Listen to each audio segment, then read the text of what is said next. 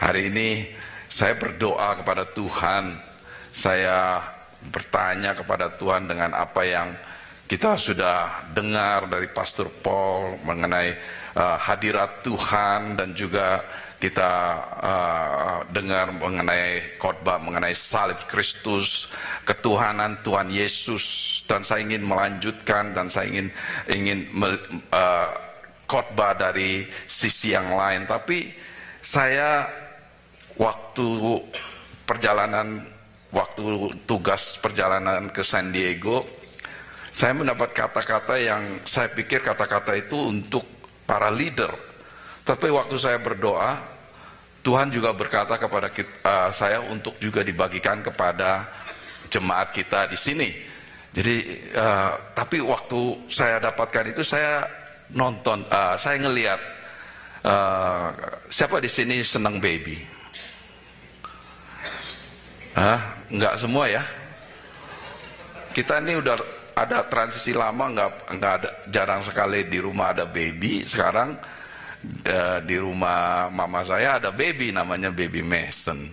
Baby Mason ini jadi baby itu ternyata bikin hati kita senang ya. Nggak disuruh, nggak diapa ya, kalau ngeliat baby Mason, and then dia mulai ketawa gitu.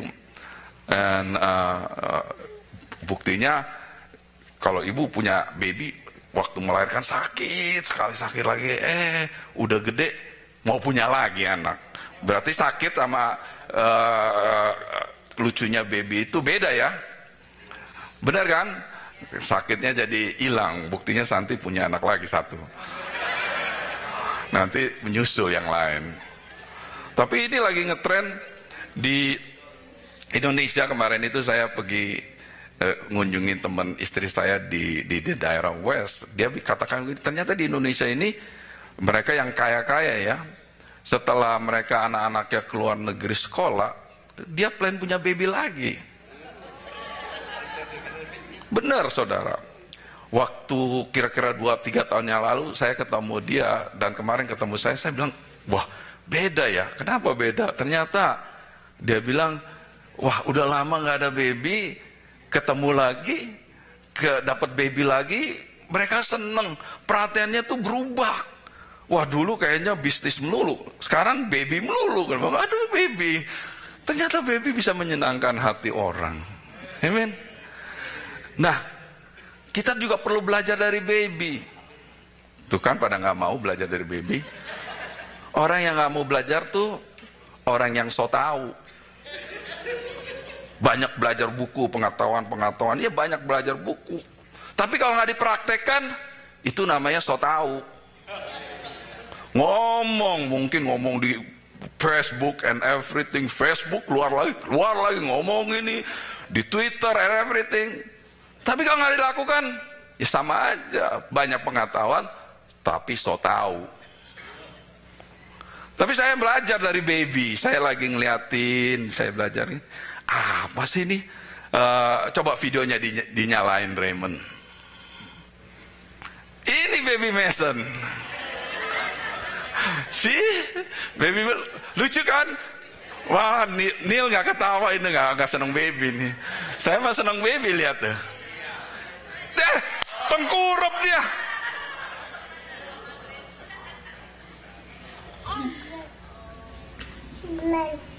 Mam? Ulang lagi ya? Kamu udah pulang? Ya nggak apa-apa diulang lagi. Aku belum pulang. Kamu bersih itu lantainya dia. Itu suara siapa ya? Tengkurap dia. Nah, waktu saya melihat dia, Mama? Kamu udah pulang? udah dong, yang terusan dong. Nanti semua perhatiannya ke baby.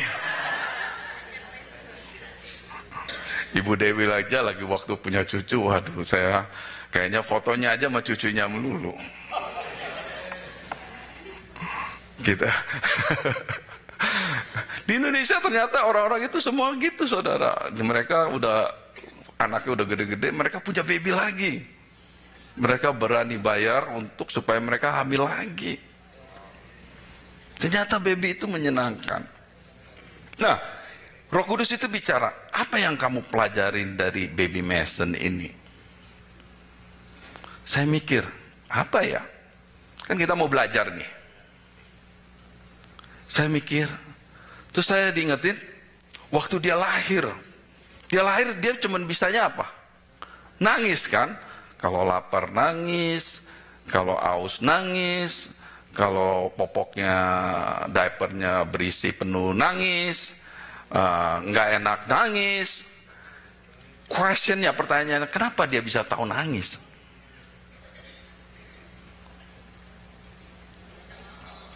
Nggak bisa ngomong kan?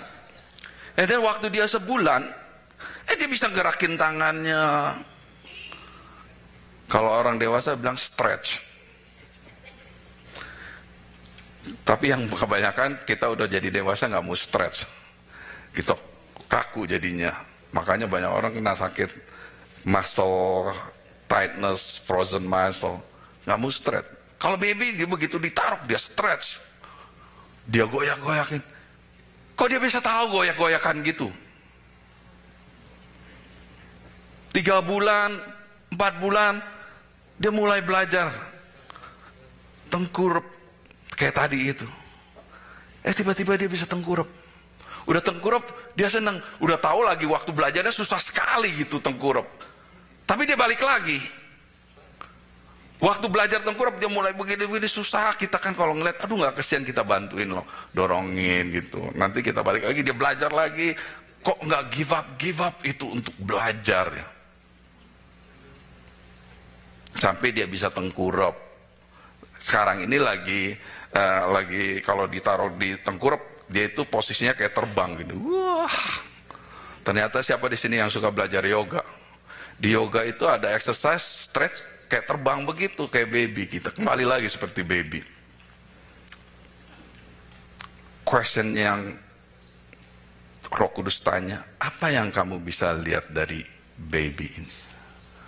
Waktu saya merenungkan, mempelajari yang saya dapat, setiap dari kita yang lahir ke bumi ini dibekali Tuhan dengan satu, yaitu belajar, learning.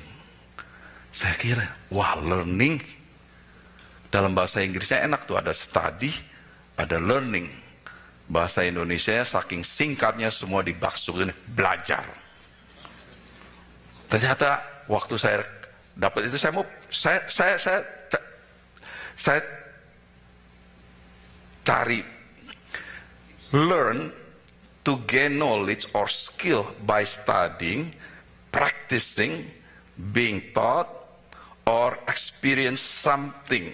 Artinya kita ini menambah pengetahuan atau skill dengan apa? Belajar, praktek, diajar, mengalami sesuatu. Kalau study, activity or process of learning about something by reading, memorizing facts, attending school. Kalau belajar yang belajar dalam bahasa, saya pakai study and learning aja dah. Study itu, kita itu ada proses belajar, learning, sesuatu dengan apa? Membaca, menghafalkan, atau keadaan, atau ke sekolah. Nah itu study. Tetapi yang saya dapati kalau Tuhan berikan kepada kita itu, yaitu the ability, kemampuan untuk learn, belajar. Makanya anak itu nggak ada yang ngajarin tengkurap, dia bisa tengkurap. Nggak ada yang ngajarin berdiri, dia tiba-tiba bisa berdiri. Nggak ada yang ngajarin jalan, dia mulai berjalan gini. Satu langkah. Tapi herannya anak itu nggak pernah give up in learning. Dia nggak pernah menyerah gitu. Udahlah, gue jatuh sakit, gue nggak mau belajar lagi. Saya nggak mau belajar lagi. Udah learning, nggak mau belajar lagi. Udah, seumur umurnya nggak mau belajar jalan. Nggak pernah saya ngelihat anak begitu. Dia tetap belajar terus, belajar, sampai dia bisa jalannya, bisa lari, bisa sempurna semuanya itu. Dia belajar terus. Dan untuk tambah knowledge-nya, pengetahuannya, dia belajar ke sekolah, terus belajar. Makanya bedanya sekolah sama learning itu diaplikasikan dalam hidup. Kalau belajar cuman belajar sampai di knowledge doang, kita nggak aplikasikan, sama aja cuman stay di situ, nggak ada perubahan dalam hidup kita. Makanya di gereja ini, apa yang saudara dengar ini adalah learning process. Apa yang saudara dengar firman Tuhan ini learning process, di mana Tuhan mau supaya kita itu mendengar, dan belajar melakukannya. Jadi kalau kita mendengar doang, tak melakukannya, kita itu baru belajar study, tapi kita nggak mau belajar dari apa yang kita study untuk supaya kita praktekkan. Makanya saudara, kalau di gereja ini namanya training. Apa? Training, practical training. Supaya kita itu learning untuk to train kita itu menjadi a better person, menjadi orang yang lebih baik. Kok pada diam semua? Udah bangun belum? Makanya kita kalau datang ke gereja itu, datang dengan hati yang terbuka untuk kita menerima, learn to apply, belajar untuk supaya kita mengaplikasikan. Makanya kita kadang-kadang melayani orang pelepasan, deliverance service, ngelayanin, tahun depan ngelayanin lagi deliverance. Karena apa? Dia sudah menerima pelayanan pelepasan, tapi dia nggak pernah belajar hidup deliver gitu, hidup yang dibebaskan. Sehingga tiap tahun bolak-balik deliveran lagi. You mau deliver tapi you nggak mau belajar hidup yang bebas, gimana? Kita belajar firman Tuhan mengatakan bahwa I can do all things through Christ who strengthen me. Saya dapat melakukan segala perkara melalui Kristus yang menjadi kekuatan, yang memberikan kekuatan kepada kita. Ya, kita cuma taruh pengetahuan, tapi kalau kita nggak mau learn hidup yang bergantung kepada Kristus, gimana kita bisa hidup mengalahkan segala sesuatu? Makanya kita sebagai gereja, kita mau melengkapi saudara supaya saudara belajar dan bisa menjadi a better person. Amin. Makanya kalau ada men summit, Maximus Manhood Summit, itu untuk apa saudara? Untuk yang para lelaki, learn to be a better man. Kalau saudara sudah merasa a better man, berarti Anda so tahu. Terus terang, ini korbannya to the point aja. Jadi kalau yang belum daftar, Anda itu so tahu.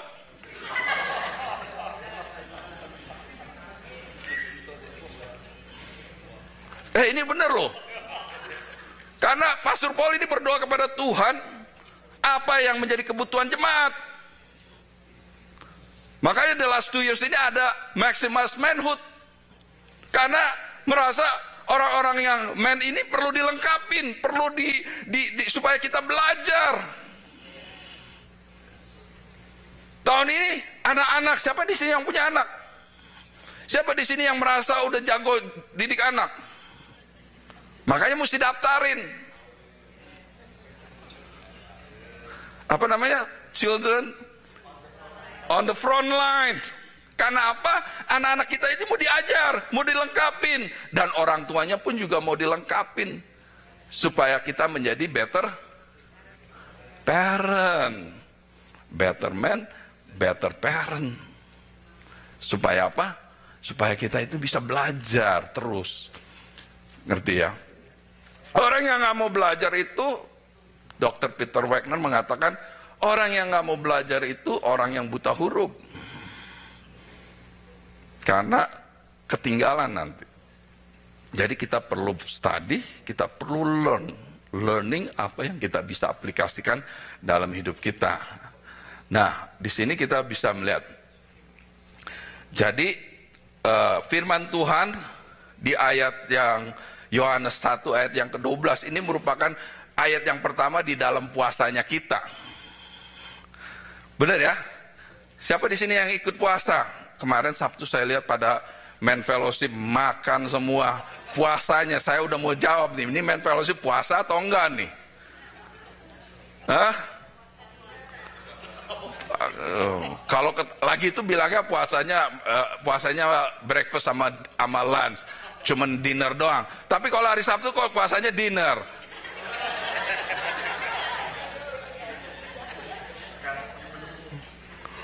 Enak-enak ya pada makan, saya puasa sampai pusing-pusing gimana? Jemaat ini perlu diajarin, perlu learn. Puasa iya ya puasa gitu, supaya kita benar-benar merendahkan diri. Yohanes 1 ayat 12 ini mengatakan, tetapi semua orang yang menerimanya diberinya kuasa supaya menjadi anak-anak Allah, yaitu mereka yang percaya dalam namanya. Tadi saya sudah katakan, baby dikasih bekal untuk apa? Learn. Supaya siapa yang percaya kepada Yesus dijadikan anak-anak Allah. Berarti tugasnya saudara untuk apa? Saudara kan jadi anak Tuhan Yesus, jadi baby. Saudara perlu apa? Learn. Belajar saudara. Nah saudara belajar itu, saudara itu, anak itu kan tadi saya bilang, nggak disuruh, nggak diapa, bisa menyenangkan orang. Orang tuanya udah, saya kan tahu, sepupu saya, dia orangnya easy going, happy going. Kalau sama anaknya, waduh, tiba-tiba itu bisa ada kontak batin, itu bisa ada hubungan. Ya, anaknya begitu datang, anaknya udah ketawa, udah sukacita. Itu anak itu bisa menyenangkan. Itu secara natural, begitu lahir dia tuh menyenangkan. Nah, kita ini begitu kita menerima Tuhan Yesus, kita menjadi anak-anak Allah, kita harus bisa menyenangkan hati Tuhan. Kalau kita nggak bisa menyenangkan hati Tuhan, siapa Tuhan kita dalam hidup? Siapa Tuhannya kita dalam hidup kita ini? Oh, Tuhan Yesus nggak kelihatan. Siapa Tuhannya kita dalam hidup kita?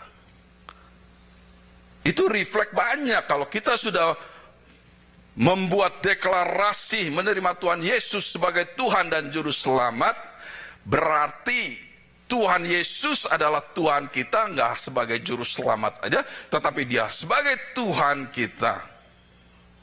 Itu refleksinya kita punya tindakan.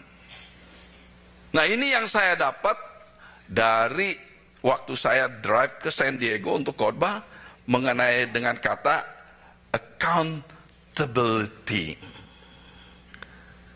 Saya cek accountability bahasa Indonesianya apa? Ternyata accountability juga. Accountability itu adalah, sebentar ya, itu adalah bahasa Indonesia akuntabilitas, keadaan untuk dipertanggungjawabkan. The fact or condition of being accountable, responsibility. Jadi tindakan, action, semua yang harus dipertanggungjawabkan.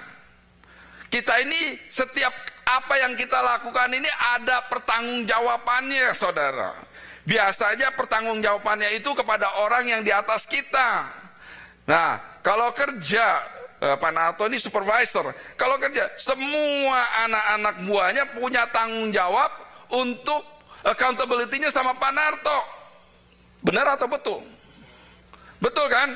Setiap pegawai punya harus mempertanggungjawabkan setiap kerjaan, setiap tindakan, setiap apa yang dilakukan kepada supervisornya. Itu namanya accountability. Nah, Tuhan mau kita ini belajar. Makanya saya mulai kata-kata pertama itu dengan belajar, learning. Apa sih accountability? Karena waktu saya memikirkan itu, Roh Kudus bicara, dari so much thing, ada begitu banyak yang kita sebagai anak-anak Tuhan, salah satunya kita ini harus bisa menyenangkan hati Tuhan. That's accountability kita kepada Tuhan. Tapi seringkali kita ini nggak melihat Tuhan, jadi accountability-nya kita pikir ya Tuhan nggak tahu, benar kan? Jadi kita pikir ya udah Tuhan nggak tahu, ya apa yang kita lakukan itu reflect kita itu sebagai orang Kristen atau enggak. Nah, waktu saya mikirkan, berarti apa yang kita lakukan itu merupakan jadi tanggung jawab kita, our responsibility, karena kita punya accountability kepada Tuhan, kepada orang yang di atas kita. Makanya nggak ada orang yang kebal, nggak ada orang yang nggak bisa dibilangin. Kalau orang itu sudah merasa di atas nggak bisa dibilangin, berarti orang itu udah break accountability-nya. Tanggung jawabnya nggak ada lagi dia pegang, sehingga banyak hamba-hamba Tuhan kalau udah di atasnya nggak ada siapa-siapa itu gampang sekali jatuh. Makanya di gereja kita ini ada Pastor Paul, ada Bishop Bart, ada Charles Green. Itu menunjukkan bahwa kita ini honor, kita ini tahu bahwa kita semua orang ini nggak kebal. Kita ini punya accountability kepada orang yang di atas. Betul kan? Nah, anak itu punya accountability kepada orang tua. Istri punya accountability kepada suami. Betul ya? Pelajar punya accountability kepada guru. Pegawai punya accountability kepada bosnya.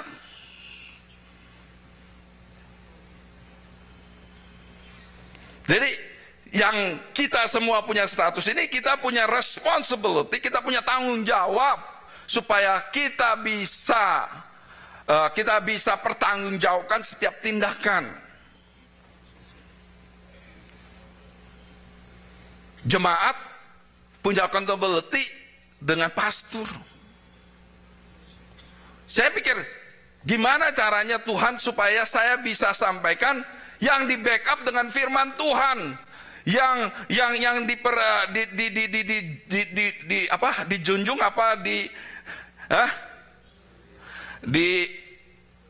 didukung. Aduh, kok bisa slip ya? Didukung dengan firman Tuhan. Tuhan, Roh Kudus itu benar-benar luar biasa. Dia katakan bahwa dia akan mengajarkan saudara dan juga mengingatkan saudara.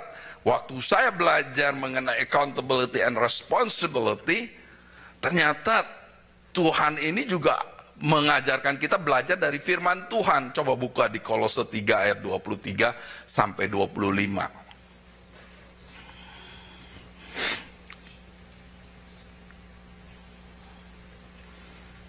Kolose 3 ayat 23. Udah dapat? Nah, di sini katakan ayat yang 23, apapun juga yang kamu perbuatlah dengan segenap hatimu seperti untuk Tuhan dan bukan untuk manusia. Ayat yang ke-24. Raymond, kamu tahu bahwa dari Tuhanlah kamu akan menerima bagian yang ditentukan bagimu sebagai upah. Kristus adalah Tuhan dan kamu hambanya. Jadi kita semua ini tahu bahwa kita ini adalah hamba dan Tuhan kita itu Kristus. Nggak terkecuali loh, saya punya Tuannya adalah Kristus. Kamu punya Tuannya Kristus.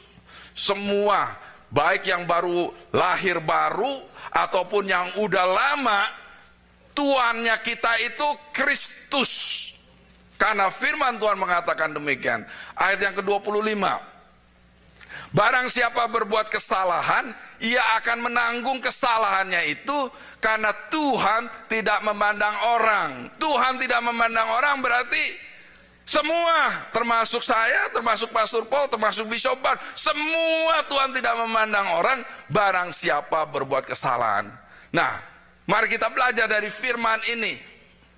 Nah saudara, kita belajar, we want to learn, kita belajar dari firman ini. Di sini dikatakan, apapun yang, ya ayat yang 23, apapun yang kamu perbuat, apapun, itu bicara mengenai apa saudara? Everything kan, semuanya. Saudara sebagai student, apapun yang kamu perbuat, sebagai anak, apapun yang kamu perbuat, sebagai pegawai, apapun yang kamu perbuat, sebagai bos, apapun yang kamu perbuat, apapun yang kamu perbuat dalam hidup kita ini, kerjakanlah dengan segenap hatimu. Perbuatlah dengan segenap hatimu seperti untuk Tuhan dan bukan untuk manusia. Ini saudara, ini Paulus di buku Kolose ini, dia memberikan standar untuk kepada jemaat di Kolose.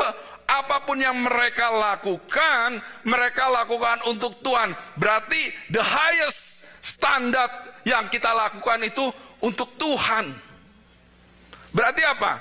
Kita semua yang kita lakukan di sini, di bumi ini, kita punya accountable sama Tuhan. Kita punya tanggung jawab sama Tuhan. Jadi ini semua daripada kita ini punya tanggung jawab. Jadi kalau dia katakan apapun, berarti semua awal daripada hidup kita sampai kita nanti ketemu Tuhan akan kita pertanggungjawabkan di hadapan Tuhan. Amin. Betul? Jadi jangan pikir enak-enak aja. Nggak ada yang bisa lolos. Saya bilang lolos. Wah, saya lakukan yang ini. Saya pikir saya bakal lolos lah, kan nggak ada yang tahu ini. Sorry. Ada accountable-nya kepada Tuhan. Ada yang dipertanggungjawabkan. Di buku Matius dikatakan setiap perkataan yang keluar dari mulut kita nanti akan dipertanggungjawabkan di hadap Tuhan. Berarti apa yang kita ngomong aja pun harus ada tanggung jawabnya. Makanya jangan sekali-sekali ngomongin saya di belakang saya. Saya mah enak-enak aja, bener gak Pak Cocok?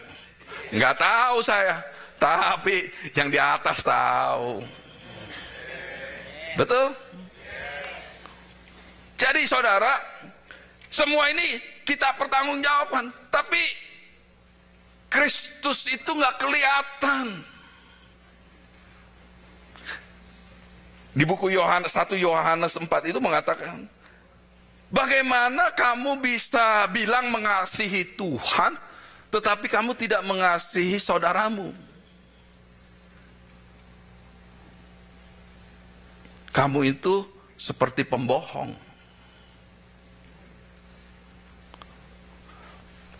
Saya, para presidennya, saya kasih. Bagaimana kamu bisa accountability kepada Tuhan, tetapi kamu tidak bisa accountability kepada supervisor kamu, kepada guru kamu, kepada bos kamu, kepada leader kamu. Halo? Kalau dibilangin leader, belaga nggak dengar. Dibilangin sectional leader, katanya sectional leadernya bawel. Dibilangin pendetanya nggak berani dia.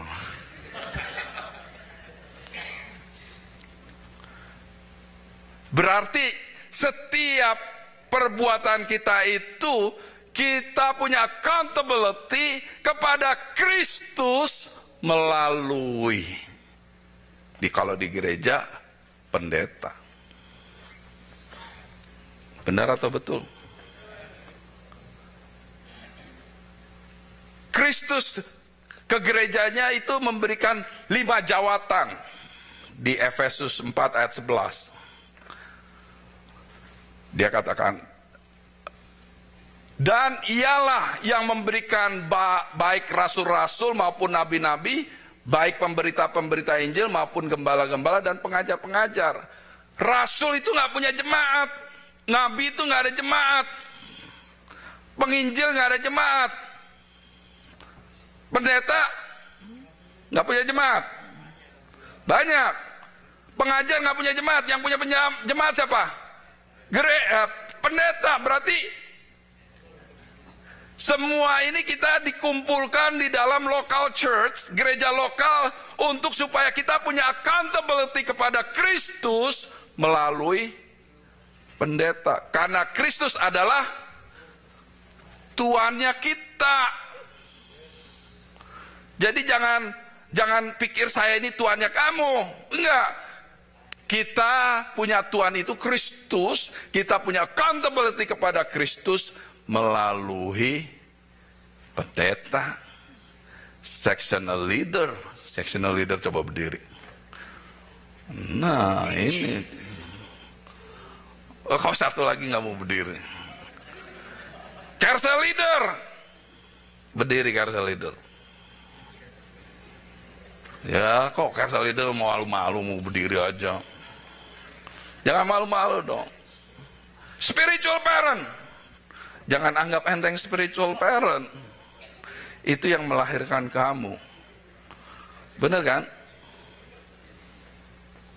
Jadi saudara, Tuhan Yesus itu mau kita itu hidup lebih baik. Makanya dia katakan maju, selalu maju, nggak pernah berkurang, selalu naik, nggak pernah turun. Mau lebih baik, lebih baik, lebih baik. Tapi dengan apa? Dengan attitude dan karakter kita. Bagaimana kita bisa accountability kepada Tuhan? Kita punya tanggung jawab kepada Tuhan melalui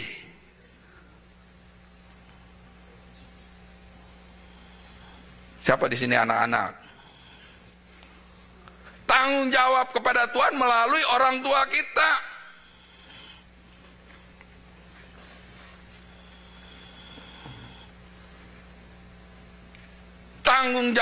Kita tanggung jawab kepada Tuhan melalui guru kita.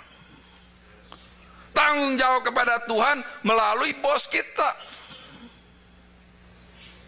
Tanggung jawab kepada Tuhan melalui para pemimpin leader di gereja.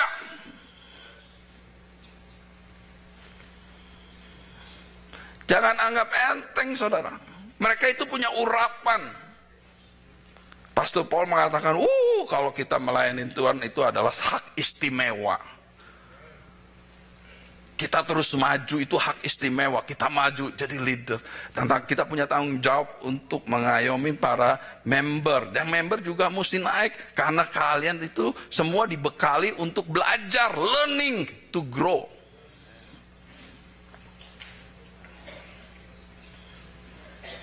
Jadi saudara, kita semua ini punya Tuhan.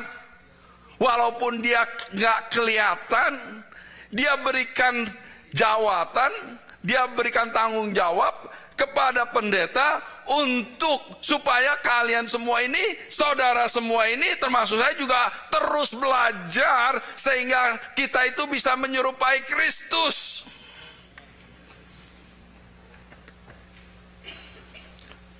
Supaya kita itu mencerminkan Kristus. Berarti ingat, setiap apa yang diberikan kepada kita itu menjadi tanggung jawab kita. Betul atau benar? Jadi waktu kita dijadikan anak-anak Allah, itu jadi menjadi satu tanggung jawab kepada kita semua supaya kita itu bisa belajar. Kita itu bisa belajar untuk menjadi lebih baik. Kita itu belajar nggak ada habisnya. Saya pernah baca buku, kalau kita berhenti belajar, kita akan punah. Tahu punah? Kita akan seperti dinosaurus. Mau jadi dinosaurus, punah. Jadi kita terus belajar, setiap hari belajar untuk supaya maju.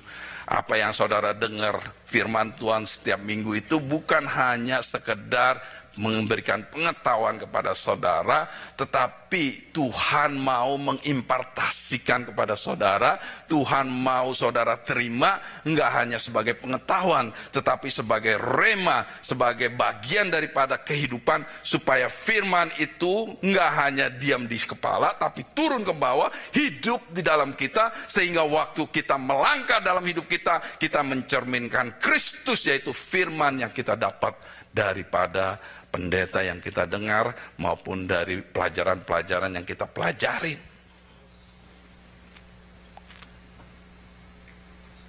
Baca firman aja lobang-lobang. Tuhan, jadi tanggung jawab kita. Jadi kalau itu menjadi tanggung jawab kita, nanti kita ini ada accountability-nya, saudara. Jadi waktu Tuhan Yesus memberikan gerejanya jawatan, pekerjaannya itu ya, callingnya itu ya sebagai pendeta. Dan kita harus tahu bahwa sebagai pendeta saya punya tanggung jawab nih kepada kalian semua. Nanti yang saya akan tanggung jawabkan kepada Tuhan. Nah itu pendeta. Tapi kalau kamu nggak panggilannya pendeta, jangan sok jadi pendeta.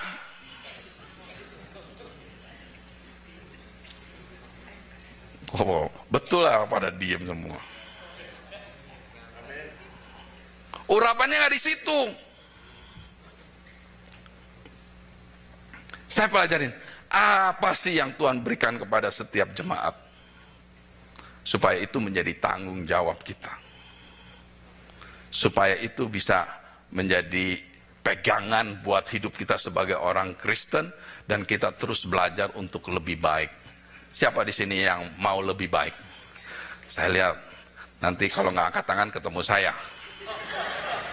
Siapa di sini? Bentar dulu ya, yang sini dulu, sini nggak usah dulu. Yang sini saya perhatiin, Maiwa bisa berdiri juga perhatiin. Siapa di sini yang mau menjadi orang Kristen lebih baik? Enggak, jangan diturunin dulu.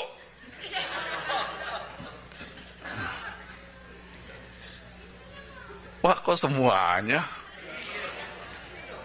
Hah? Enggak, biasanya malu-malu. Enggak taunya malu-maluin. Siapa di sini yang jadi orang Kristen mau lebih baik lagi?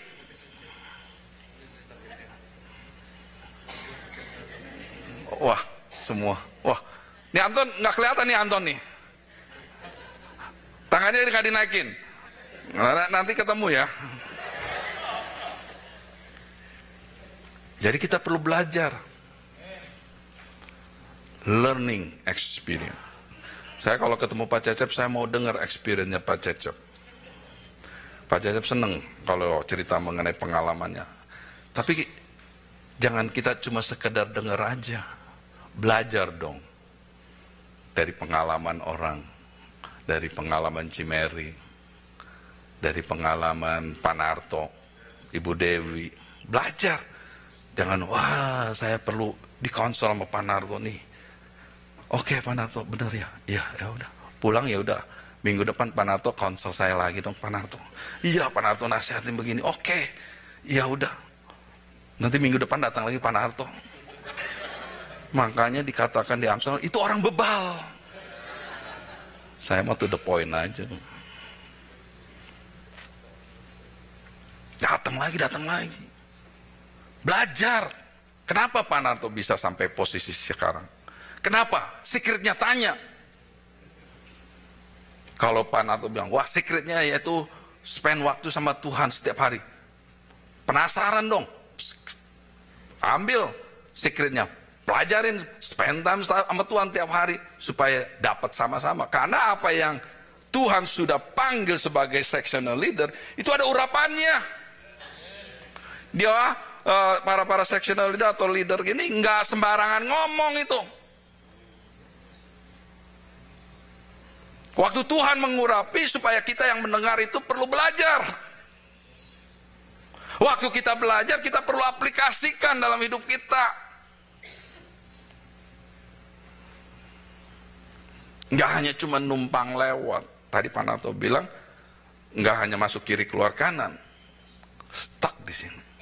Udah stuck di sini juga nggak cukup, stuck di sini. Jadi refleksi kita. Apa sih yang Tuhan berikan kepada kita semua? Yang merupakan jadi tanggung jawab kita semua. Tahu? Senyum. Coba buka 2 Korintus 5 ayat 18. 2 Korintus 5 ayat 18.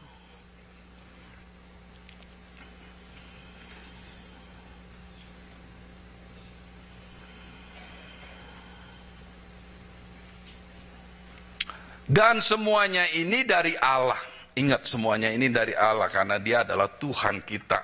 Yang dengan perantaran Kristus, melalui Kristus yang di bumi ini, telah mendamaikan kita dengan dirinya,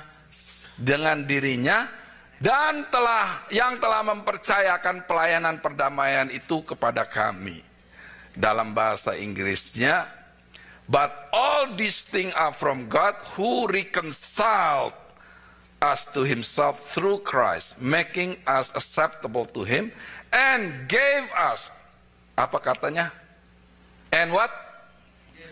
Gave us, memberikan kepada kita semua the ministry of reconciliation, so that by our example we might bring others to him.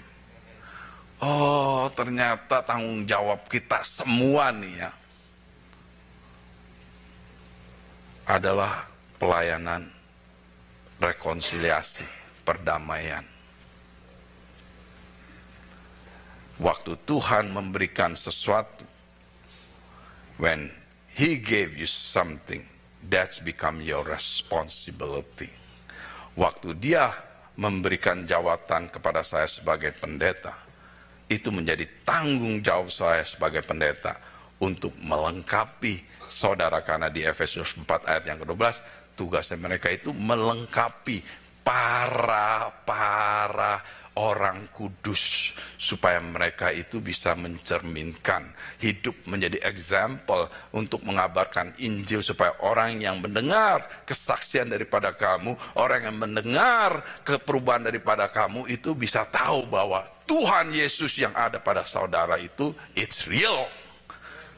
Pastor Paul kan mengatakan ini real kan? It's real. Jadi bukan tanggung jawab saya aja, saudara semua punya tanggung jawab to reconcile those people di surround saudara yang belum mengenal Tuhan kepada Tuhan. Jadi saudara bawa kepada Tuhan Yesus. Jadi nggak usah, kata Paulus, jangan saudara menyombongkan diri, boasting. Enggak, saudara cuma perantara untuk reconcile kepada Tuhan. Saya tutup di Yohanes 4 ayat yang ke-7. Makalah datang seorang perempuan Samaria hendak menimba air. Kata Yesus kepadanya, berilah aku minum. Number one, Tuhan Yesus datang kepada saudara, memilih saudara, sehingga ada transformasi dalam hidup saudara. Saudara itu mengalami Tuhan, saudara itu mengalami hadirat Tuhan. Karena apa? Karena saudara telah rekonsiliasi, saudara telah direkonsiliasi, saudara telah didamaikan dengan Tuhan. Jadi saudara ini nggak perlu musuhan sama Tuhan. Kalau hidup saudara nggak mengalami breakthrough, jangan salahin Tuhan. Tuhan sudah mendamaikan saudara, sehingga saudara menjadi anak-anak Tuhan yang berhak menerima segala janji-janjinya Tuhan. Jadi saudara ini, wanita Samaria ini, begitu ketemu Tuhan Yesus, ada perubahan terjadi. Ada rekonsiliasi terjadi. Ada transformasi terjadi. Yang hidupnya dulu mungkin merasa minder, mungkin takut, mungkin guilty, ada kondemnasi dalam hidupnya. Dia sendiri makanya waktu nimba air keluarnya jam 12 siang. Waktu nggak ada orang, dia takut semuanya. Tapi waktu dia ketemu Tuhan Yesus, ada perubahan tuh. 180 derajat perubahan. Nah, saudara udah berapa kali ngalami Tuhan?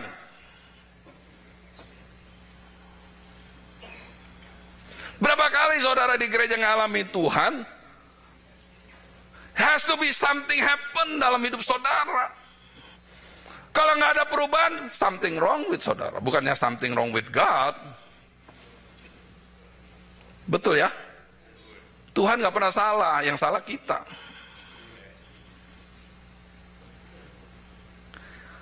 Saya berdoa, apa yang saya bagikan hari ini bukan hanya sekedar saya khotbahkan, tetapi ada impartasi dalam urapan ini supaya saudara terima, nggak hanya sekedar terima sebagai pengetahuan, tetapi terima urapan itu yang mengena dalam hidup saudara sehingga ada transformasi. Makanya Roh Kudus mengatakan akan adanya Holy Spirit explosion di hari ini supaya saudara bisa mengalami Tuhan hari ini, ada transformasi sehingga waktu saudara ngalami Tuhan seperti wanita ini. Yang kedua ini yang kedua, maka kata Yesus kepadanya, pergilah, panggillah suamimu dan datang ke sini. Yang kedua ini adalah utusan kepada kita. Wanita itu setelah ngalami Tuhan, apa yang dia ngalami terjadi transformasi. Sekarang Tuhan memberi jawaban, memberi pekerjaan, memberi pelayanan, yaitu ministry of reconciliation. Wanita itu setelah mengalami perubahan dalam hidupnya, dia menerima rekonsiliasi. Wanita itu diam aja apa nimba aja? Wanita yang Samaria itu, setelah Tuhan, pergilah dan panggillah suamimu datang ke sini. Ayat ke-28, ini kejadian 1 hari, bukannya 2 hari, 3 hari. Maka perempuan itu meninggalkan, tempayannya ditinggalkan, saudara. Nggak care lagi sama dia punya apa yang dia punya, apa yang dia mau. Dia kan datang ke sini mau ambil air, benar atau betul? Dia menjadi kebutuhannya dia tinggalin, dia lari, saudara. Karena apa? Dia punya tanggung jawab menerima perintah daripada Tuhan Yesus, menerima pekerjaan, menerima tanggung jawab untuk reconcile people kepada Kristus. Oh, Pastor Tom, saya belum baca Alkitab habis. Wanita ini nggak perlu baca Alkitab habis. Ya, kita perlu belajar seperti yang saya katakan, we need to learn to be better. Kita perlu belajar untuk menjadi lebih baik. Tetapi wanita ini, waktu dia tahu, dia find out the secret thing, rahasia surga, dia terima, dia ngalami perubahan. Waktu Tuhan Yesus pergilah, langsung dia pergi, saudara. Dia nggak malu, dia kasih kesaksian. Halo, mungkin dia kesaksiannya nggak datang nokin pintu di rumah, mungkin dia pergi ke pasar. Orang pasar tahu dia siapa. Halo, dia ngomong di pasar. Saya ini orang yang nggak benar. Saya ini punya suami 4, suami 5 ya. 5 yang sama saya sekarang ini bukan suami saya, tapi ada orang kok tahu hidup saya. Wah, saya ketemu dia, saya ngalami perubahan. Mungkinkah dia Mesias atau Tuhan Allah? Orang-orang dengar, wow. Begitu saudara ngalamin Tuhan, waktu saudara ketemu, countenance saudara berubah. Wajah saudara berubah. Waktu dia belum ngalamin Tuhan, wajahnya nggak sama, saudara. Orang menjadi penuh dengan judgmental. Orang penuh dengan penghakiman. Hakimin. Jadi kalau orang Kristen suka menghakimin orang itu belum ngalamin Tuhan. Benar kan? Jadi orang-orang, jangan seperti orang yang belum mengenal Tuhan, menghakimin. Waktu orang-orang lihat dia punya wajah itu berubah. Makanya dia nggak ngajarin Injil tuh, lu mesti terima Tuhan Yesusin. Dia bawa kepada Kristus. Satu kampung terima Tuhan Yesus. Satu kota. Satu hari. Itu tugas kita semua, by the way.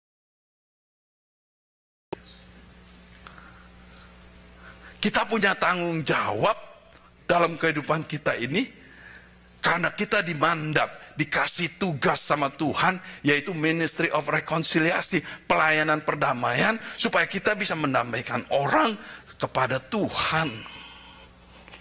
Jadi kita ini sebagai alat, saudara, berarti apa? Kemana kita berada, bukan menjadi apa? Menjadi tempat ilahinya kita. Tuhan katakan bagi orang-orang percaya, tanda-tanda ini akan mengikuti orang percaya. Mujizat itu akan mengikuti orang percaya. Sendirinya, dengan sendirinya perlu orang percaya itu ikut, saudara. Tapi kalau kita belum mengerti dalam pemikiran kita bahwa kita ini diberikan pelayanan rekonsiliasi, berarti apa? Kita nggak pernah melakukannya. Padahal sejak kita terima Tuhan Yesus, kita semua menjadi full time minister. Kita diberikan sebagai orang yang bisa melayani karena kita serve Tuhan kita. Music team, di mana posisi kita?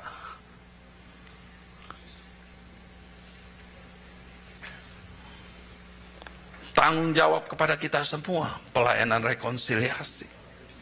Saya melengkapi saudara, karena panggilan saya sebagai pendeta, to equip the saints, untuk melengkapi para orang-orang kudusnya Tuhan. Makanya di gereja banyak training. Kenapa? Kalau training itu untuk melengkapi, bukan sebagai requirement aja. Lengkapi saudara, supaya saudara be a better, menjadi lebih baik. Saudara, mari kita sembah Tuhan. Saya ngerasa apa yang Tuhan berikan kepada saya hari ini ada Holy Spirit explosion. Roh Kudus akan menjamah Anda selagi. Roh Kudus akan penuhi Anda. Tapi Anda harus buka hati, saudara. Anda harus benar-benar fokus kepada Kristus. Dan kalau menyanyikan lagu yang ini sebagai encourage, jangan hanya sekedar menyanyi. Renungkan perkata-kataannya. Renungkan, jadi bagian daripada hidup kita. Kata-kata itu, karena kata-kata itu akan terus mengingatkan kita. Dan waktu saya prepare ini, saya udah dengar lagu ini, saya merasa ini satu deklarasi, satu doa menempatkan Yesus sebagai Tuhan, memberikan Tuhan Yesus akses kepada hidup kita, supaya kita itu 100% berserah kepada Kristus. Mari kita berdiri, kita sembah. Fokus, saudara. Saudara mau nyembah Tuhan, mau berlutut, mau ngangkat tangan, pokoknya saudara dengan Tuhan. Saudara sakit, datang ke Tuhan. Saya nggak bisa menyembuhkan saudara, tapi Tuhan bisa menyembuhkan saudara. Saudara punya problem, Tuhan bisa menyembuhkan, solve problem saudara. Saudara ada masalah keluarga, Tuhan yang bisa merekonsiliasi. Kita ini alat, kita ini sebagai perantara, tetapi Tuhan. Perempuan itu mengalami Tuhan, perempuan Samaria, ada perubahan dalam hidupnya. Ada sesuatu yang baik keluar, countenance berubah. Saya berdoa, waktu saudara keluar gedung ini, wajah saudara berubah, karena saudara mengalami Tuhan. Let's worship.